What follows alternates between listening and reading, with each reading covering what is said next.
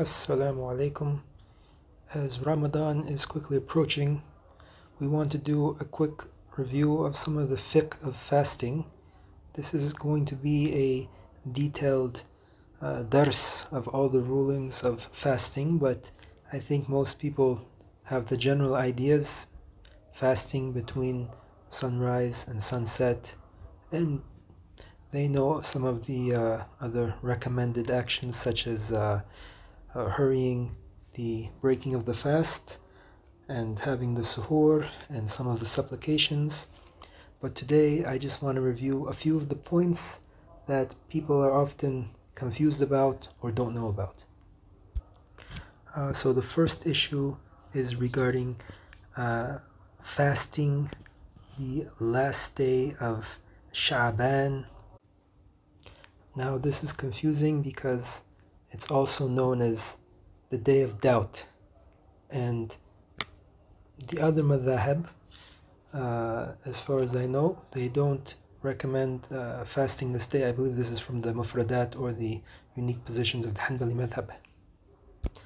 But the way that we understand this is that when we call it the day of doubt, this is referring to the self-doubt. So we're talking about a situation where we have clear skies and we don't see a new moon, and we're talking about the night before the 30th, or what we would say the night of the 30th, meaning the night before the last day 30th of Sha'ban. Now if we don't see the moon this night, we have a type of logical certainty that it's not Ramadan. Now this is as opposed to what we recommend in the madhab.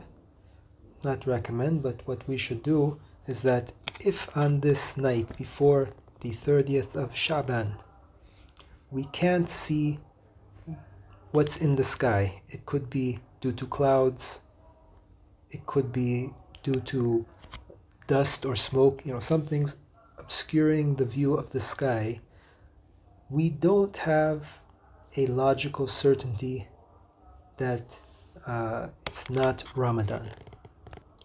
And because we entertain this possibility that it could be Ramadan, we fast that day. So we're talking about the scenario that we haven't seen the new moon, but it could be Ramadan. We don't see it due to something obscuring the sky.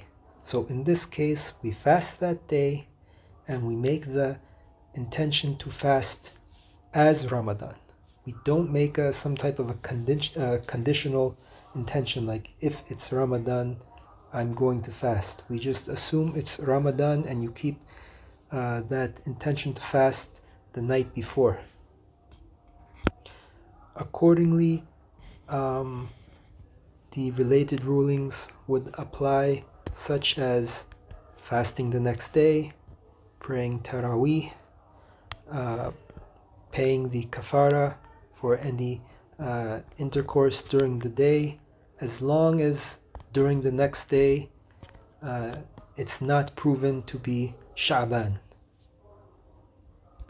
We differentiate this type of a calendar counting with other things that could be related to a calendar counting, like the talaq, divorce, and the iddah period. That said, if you're in a place where other people are not following this ruling, you don't want to create a fitna out of the issue. And because fasting is something that someone can do secretly, you can fast and you don't have to tell anyone you're fasting, and they won't know, and it won't become a fitna. Likewise, if they don't follow this ruling, don't try to force them to follow the ruling. Next is regarding the sighting. If one sights the moon in their beled is usually translated as like one's land, even if it is beyond the distance of traveling, meaning combining prayers, it applies to the entire land. So let's say you live in Al Arabiya, and in Jeddah you didn't see the moon, but in Al Ahsa they've seen it. That sighting can count for you because you're in the same land. And likewise regarding the sighting is by visual means and cannot be based on calculations, meaning calendar calculations, or other type of calculations such as the moonrise calculation. It needs to be visual sighting. Now another issue is that when one is not fasting, but then the obligation of fasting appears or occurs, at that time one then starts the fasting but later makes that day up. So some of these type of scenarios would include, for example, sighting the new moon during the day. Could also be for a woman who has menstruation or postpartum bleeding that stops during that day. So she would then begin the fast, but that day wouldn't count. Likewise, a traveler who took the dispensation of not fasting, if he were then to arrive to his final location during the day, meaning before Maghrib, before the fasting ends, he would likewise continue fasting the rest of that day and later make it up. Then there are some important rulings regarding the pregnant woman, or also the woman who's breastfeeding while she's fasting. So the ruling is that it's disliked for the woman who's pregnant or breastfeeding to fast if she fears for herself or child, or we can say and or child. And in that situation, it's preferred for her to break the fast. Now regarding this, there are two scenarios. If she has fear for herself alone, then she can break the fast and just make it up at another time. So there are actually three scenarios. We mentioned the first one. She has fear for herself. She'll break the fast and make the fast days up at a later date. If she fears for the child only, she will break the fast, then make the fast days up at a later date, and for every day that she didn't fast, she will pay a kafara or expiation, which we'll explain. And finally, if she has fear for both herself and the child, she will only make the fast up without paying any expiation. The expiation would be either a mud of wheat for every day that the fast is broken, and the mud is like the two handfuls of an adult man. You can look, I think, online to get the exact amount, and some masajid, they have a special measuring cup for that as well. Or if you don't want to pay in wheat, you can also pay half of a sa' in aqt, dates, raisins, or barley. This can be paid to a single miskin, meaning poor person, or more than one. However, if it's only for an amount for one person, you can't split it. But I'm saying if you have, for example, multiple days, like 5 days, and you want to pay 5 mud, this can be paid to different poor people. And poor people, we're talking about people who have less than 100% of what is required for their daily needs. And this should also be paid as soon as possible. It's allowed to delay it, but one should try to do it as soon as possible. For the one who is traveling, it is disliked to fast while traveling, and we're talking about the traveling of the distance which allows combining prayers. Likewise, if one is sick and fasting may be harmful to that person, it's also disliked for them to fast. But once again, we're emphasizing it could be harmful for them. So we can't just say that we have a small cold, runny nose, something like that, and we're going to break the fast. It should be quite a serious sickness. Now, we generally understand that eating and drinking is what breaks the fast. However, if we want to understand it through the lens of the Sharia, it is something broader than that. So it is in fact putting anything into the body cavity, any foreign thing into the body cavity. This is what breaks the fast. And this includes, for example, injections. And in the madhab, it doesn't matter, is this injection have a nutritious value or not, it breaks the fast. Now for the person who, for example, needs an injection, it could be for some type of a permanent condition like diabetes, which we would consider an unrecoverable illness, or for a shorter term type of a sickness. So if that person,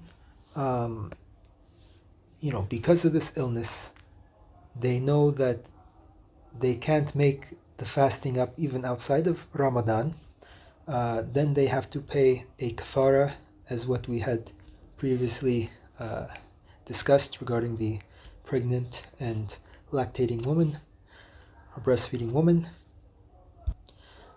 This type of ruling would also apply to the elderly person who can't fast, so someone who's in an advanced age that they can't fast in Ramadan or out of Ramadan. It's also like a permanent condition of sickness or unrecoverable illness. They will just pay the kafara for each day that's not fasted. Regarding the intention for fasting, every day requires an intention before the fasting begins for obligatory fasting. We're talking about the obligatory, not the nafilah. So any obligatory fasting, such as the fasting of Ramadan, requires an intention starting from the night, not the daytime. As we previously mentioned, it can't be a type of conditional intention. It has to be a full intention that you're going to do the fasting. And once again, this is for every day of the fasting. You make it at night. But the fasting isn't required to be a specific type of wording or even to mention the fasting. It suffices that one is intending to wake up and or wakes up for suhoor or eats the suhoor meal. This is all considered as the intention for fasting, inshallah. Regarding the kafara or expiation for breaking the fast, there is a special kafara for the person who breaks the fast for intentionally and willingly having intercourse during the day. In this case, the kafara or expiation would be to free an abd, which generally doesn't apply in our times, or to fast 2 months consecutively. This would be what most often would apply, and we say consecutively, you can't have a break. If one is unable to do that, then they have to feed 60 miskin, so 60 poor people. If that is not also possible, they don't have the means to do that, then it is excused. And this is one of the unique things that is possible to be excused. Regarding things that break the fast, swallowing mucus, like mucus that you bring up out of your throat, for example, and then you swallow it, you have broken your fast. So please be careful. If you're like clearing your throat or trying to get mucus out, in that case you should just spit it out, because lips and then you re-swallow, you've broken the fast. This does not apply to saliva. Regarding some important things that are obligatory to do, or we can say avoid, but won't break the fast, please note that in Ramadan it is obligatory to avoid lying, gossiping, and verbal abuse. This has become very common. I don't even think it has something to do with the modern time, but maybe the modern time is even worse with Twitter and the social media and the way that people behave now. People don't learn manners, but these things are obligatory to be avoided: lying, gossiping, and verbal abuse. For those who want to observe al-i'tikaf, or the retreat in the masjid, for men it must be observed in a mosque or a masjid where they pray the Jum'ah prayer. So not any masjid, but where they are praying Jum'ah prayer. Women may perform also al-i'tikaf if she has the permission of her husband, if she's married, for example. But she does have more leniency because she is allowed to pray in any masjid, as it's not wajib upon her to attend the Jum'ah prayer. The exception would be the so-called masjid of the home, meaning where she normally prays in her house. In case one is doing al-i'tikaf, you should not leave the masjid. However, there are a few valid excuses where one can leave the masjid or mosque, and we're defining the mosque by the prayer area and the adjoining areas. So we can consider it like in the same building, for example, where you could theoretically pray. And I'm just saying this because some of the masajid in other countries, as opposed to maybe some of the more developed masajid or masajid maybe you see in some of the Western countries, you will find that sometimes the water point and or the toilet could actually be out of the masjid, beyond the point where people pray. So a lot of the, like, where I know, for example, in Yemen, a lot of the masajid there, there's the masjid itself, and then the open prayer area, and then there's usually some kind of part you go out, and it's like the toilet and the exit. So in case you're in this type of masjid, it is permissible to go out, use the toilet, make wudu, make ghusl. Likewise, if you're doing the i'tikaf and there's no one to bring you food or drink, you may also go out to get these things, but you should be sure there's no one that can bring you food and drink. Regarding making up fasts, if you have to make up a fast and you failed to make up that fast by the next Ramadan, and without a valid excuse, so like you had opportunities to do it, but you just never did it out of laziness or negligence, in addition to making that fast up, you will then also have to pay a kafara to a miskin for each day that you're making up. And the last point, for the person who dies and he has obligatory fast due upon him, he has to make up some type of obligatory fast. His wali or the one who is responsible for him does not have to fast in his place. Rather, the kafara, as we previously described, is paid for each day that he has to make up, and the payment of the kafara can be taken out of what the deceased has left behind before it is separated to his inheritance or inheritors. So these were just a few random fiqh points regarding the Ramadan and the fasting of Ramadan. I hope that you found these beneficial, and please pay attention to them because these are points that people often aren't sure about or confuse.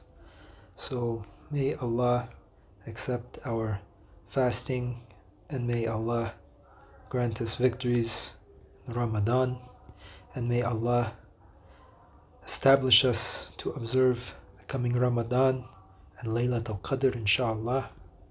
Alhamdulillahi Rabbil Alameen, wa sallallahu wa sallam ala Sayyidina Muhammad wa ala alihi wa sahbihi ajma'een.